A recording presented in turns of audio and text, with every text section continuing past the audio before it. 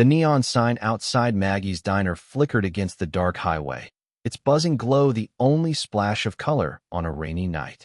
The place was small, the kind of roadside diner truckers and night owls relied on when the world grew too quiet. Inside, the hum of an old jukebox mixed with the soft clinking of dishes, creating a rhythm that felt oddly comforting. At a corner booth sat Lena Carter, a 19-year-old with warm brown eyes and a notebook that never left her side. A worn-out walking cane leaned against the seat beside her, the silent marker of her daily struggle with cerebral palsy. Each step she took in life was slow, sometimes shaky, but it never stopped her from chasing her dream, to be an artist. Tonight, Lena sat with her head bent low, sketching the steam rising from her cup of hot chocolate. Her drawings were her escape. On the page, she wasn't the disabled girl. She wasn't the quiet one who limped through town. On paper, she was free, her hand shaky, but her vision steady. The diner wasn't busy. A tired trucker ate a plate of eggs at the counter. A waitress with kind eyes refilled cups with coffee, humming to herself. For Lena, this was her safe place, a little world where she could sit unnoticed. But peace has a way of shattering when cruelty walks through the door. The bell above the entrance jingled sharply, announcing the arrival of 3 young men. Their laughter entered before they did, brash and unsettling. They were locals, boys who never grew out of the habit of picking on anyone who looked weaker than them. They slid into a booth near the center of the diner, throwing their jackets onto the seats like they owned the place. "Milkshakes. Make it quick," one snapped at the waitress, earning a nervous nod. Their voices carried easily, their words sharp with arrogance. Soon, their attention drifted across the room. And then they saw Lena. At first, it was just whispers. A snicker. A pointed finger. One of them leaned toward the other. "Look at her," he murmured, smirking. "She's got a cane. Bet she can't even walk straight." The others chuckled, loud enough for Lena to hear. She stiffened in her seat, her hand tightening around her pencil. She willed herself to keep sketching, to stay invisible. But they weren't done. "What do you think she's drawing?" "Maybe a picture of herself falling down the stairs." The laughter grew louder, sharper. The trucker at the counter shifted uncomfortably, but he didn't say a word. The waitress bit her lip, glancing between the bullies and Lena, but fear kept her frozen. Lena's face flushed red. Her heart pounded in her chest as she stared down at her sketchpad. She wanted to disappear into the lines of her drawing, to vanish before their cruelty grew worse. But deep down, she knew it was only beginning. The laughter from the bullies didn't fade. If anything, it grew louder, echoing off the walls of the small diner like cruel music. Lena tried to shrink into her booth, shoulders hunched, praying they would lose interest. But predators never walk away from fear, they lean into it. The tallest of the 3, a wiry kid with a baseball cap turned backward, slid out of his booth with a cocky grin. His friends followed close behind, swagger in every step. Together, they moved toward Lena's corner like they had all the time in the world. "Evenin', sweetheart," the leader sneered, leaning against her booth. His voice dripped with sarcasm. "What you drawing there?" "A picture of your cane." He reached over and snatched it up before she could react, spinning it in his hand like a baton. Lena's stomach dropped. That cane wasn't just a piece of wood. It was her balance, her lifeline. She reached for it with trembling hands. "Please, give it back." But her voice was soft, and they only laughed harder. "Relax, we're just having fun," one of them said. He tapped the cane on the floor, mocking the sound of her uneven steps. Clunk, clunk, clunk. "How do you even walk with this thing?" The third boy, shorter but meaner, grabbed her sketchpad. He flipped through the pages, snorting at her drawings. "What is this? Flowers? Landscapes? Pathetic." With a sharp flick of his wrist, he sent the notebook tumbling to the ground, loose sketches scattering like fallen leaves across the floor. Lena gasped and bent down to gather them, her movements slow, stiff, desperate. She didn't notice the shadow looming closer until it was too late. Smack! The sound echoed through the diner as the shortest boy slapped Lena across the cheek. The force wasn't hard enough to knock her over, but it stung, sharp and humiliating. Her head snapped to the side, her hair falling into her face. For a second, she sat frozen, the heat of the blow burning into her skin. The diner went silent.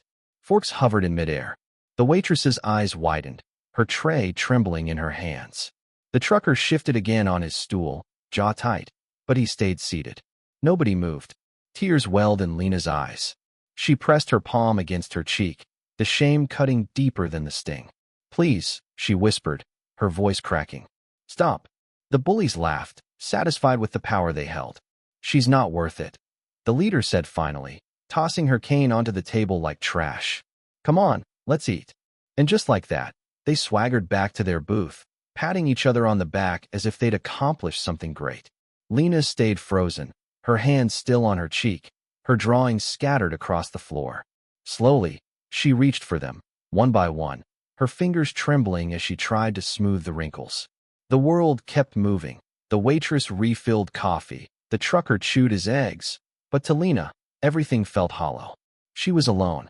She was humiliated. And the silence of those who should have defended her was the loudest cruelty of all. For the next hour, she sat in that booth with tears drying on her face, the sting on her cheek refusing to fade. The boys laughed, shouted, and ate as if nothing had happened. But Lena didn't know. Something was coming, and it would change everything. The clock above the counter ticked past midnight, its hands moving slower than Lena's heartbeat. Every second felt heavy. She sat quietly in her corner booth, her cane resting beside her again, her drawings stacked neatly, though some remained crumpled beyond repair. Her cheeks still burned where she'd been slapped, but worse was the ache in her chest, an ache born of shame, of silence, of the cruel knowledge that no one had come to her defense. The bullies were still at their table, loud as ever. They joked, shoved each other, and left half their milkshakes untouched as they debated whether to head out or linger. Every so often, Lena caught their eyes drifting toward her, as though they were waiting for another chance to strike. She pulled her sketchpad close like a shield. Then it happened. At first, it was faint, a low rumble that rolled through the rain-soaked night. The floor seemed to tremble, the dishes on the tables rattling ever so slightly. The sound grew louder, deeper, like thunder on the horizon. Virum, virum. The unmistakable growl of motorcycle engines filled the air outside the diner. One engine, two, no, five. Headlights flashed through the fogged windows, sweeping across the walls in streaks of light. The bullies fell silent mid-laugh, glancing at each other with uneasy smirks. The waitress froze in place, holding a coffee pot in midair. Even Lena looked up from her sketchpad, her eyes wide, her breath catching in her throat. The roar stopped suddenly. The night went quiet again, but the silence was heavier this time, charged, expectant. The door swung open with a sharp jingle of the bell. 5 men walked in. Bikers. They weren't the kind you saw on TV acting wild and destructive. No, these men carried themselves with a different kind of power. Their leather jackets were worn, their boots scuffed, their tattoos visible even in the dim diner lights. Each of them looked like they had lived hard lives, seen battles the world would never know. The leader was unmistakable. Tall, broad-shouldered, his beard streaked with gray. His eyes, piercing and calm, swept the diner in one slow glance that silenced everything. The air shifted, like everyone in the room was holding their breath. He spotted Lena almost instantly. Her tear-stained cheeks, the cane beside her, the pile of sketches she'd tried to rescue. Something in his gaze softened. Without a word, he walked over to her booth. He didn't tower over her or demand attention. Instead, he crouched down, carefully picking up one of the drawings that had slipped onto the floor near her feet. He studied it for a long moment, a shaky but beautiful sketch of a mountain at sunset. "You did this?" he asked quietly. Lena blinked, unsure if she should answer. She gave the faintest nod. "Beautiful work," he said, setting the drawing gently back on the table. "You've got real talent." For the first time that night, Lena felt something stir in her chest that had been missing for hours: hope. But across the room, the bullies weren't laughing anymore. They were watching, their smugness faltering as the bikers filled the diner with a presence they couldn't mock away. The balance of power had shifted, and they knew it. The diner was still as stone. The only sound came from the faint buzz of the neon sign outside and the soft scrape of the gray-bearded biker setting Lena's sketch gently on her table. The bullies had gone quiet, their earlier swagger dimming under the weight of the newcomers. But arrogance dies slow. The leader of the three, the wiry kid in the backwards cap, forced a laugh to cover his nerves. "Hey, old man," he called across the diner. "Careful with that drawing." She might sketch you training with a walker. His friends snorted, egged on by his bravado. They thought they could treat these bikers the same way they treated Lena, with mockery, with disrespect. But the air in the diner shifted instantly. The bearded biker stood slowly, his height casting a shadow across the room. His boots hit the tile with a heavy thud as he turned to face the boys. His eyes, cold, sharp, steady, locked on them like a hawk sizing up prey. "What did you just say?" His voice was low, controlled, but it carried like thunder. The bullies froze. One of them swallowed hard, looking at his friends. The wiry leader tried to laugh again, but it came out weak. "Relax, we were just joking. She's just some cripple." The words hung in the air like poison.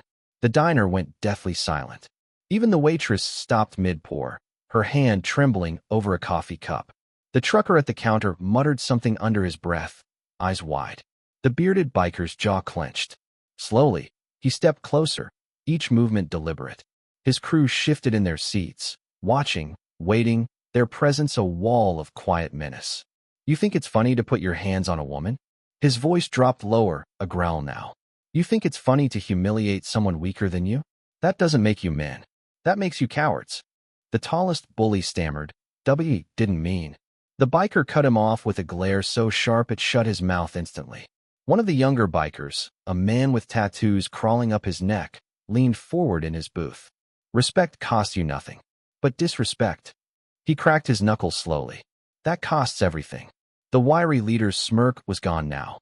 He tried to stand taller, but his bravado had bled away.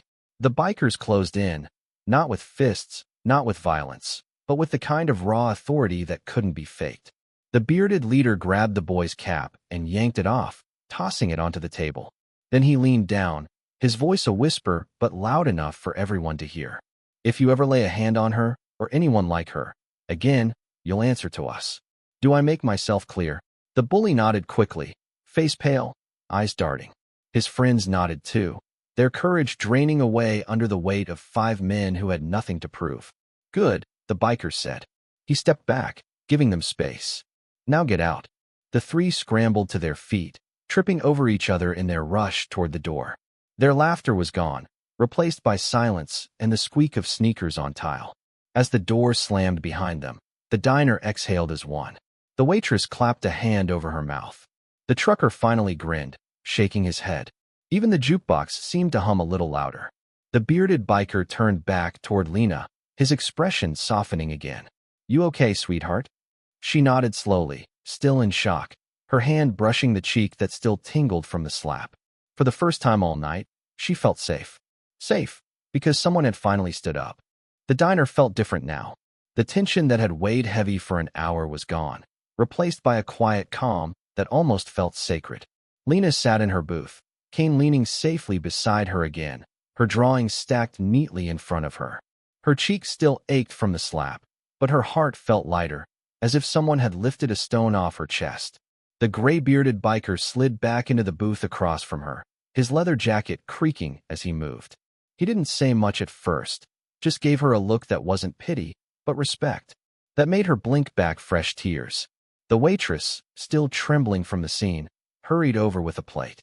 On it sat a slice of cherry pie, the diner's specialty. She set it in front of Lena with a gentle smile. "On the house, honey," she whispered before retreating. "Eat up," the biker said softly, pushing the plate closer. "You deserve it." The youngest of the crew, a broad-shouldered man with a tattoo of an eagle on his arm, pulled out the chair beside Lena. "Mind if we sit?" he asked. His tone wasn't demanding, it was almost shy. Lena shook her head. "No, I don't mind." One by one, the bikers joined her table, filling the small corner with their presence. Yet instead of fear, Lena felt strangely safe.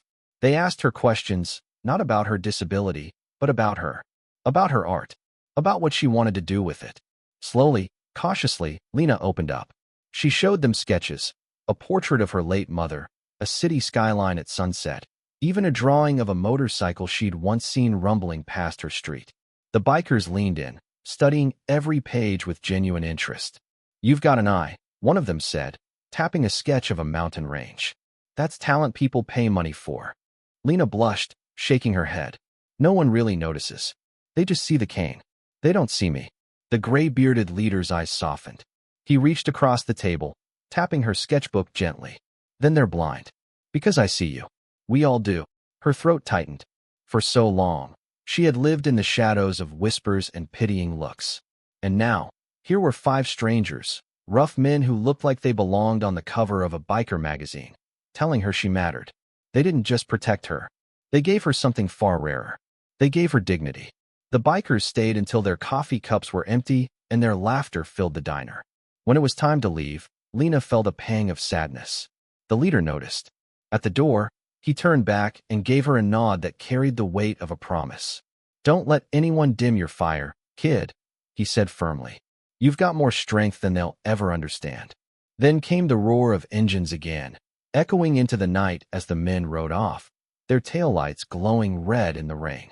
Lena sat in the booth long after they were gone, her hand resting on her sketchbook, her heart still racing.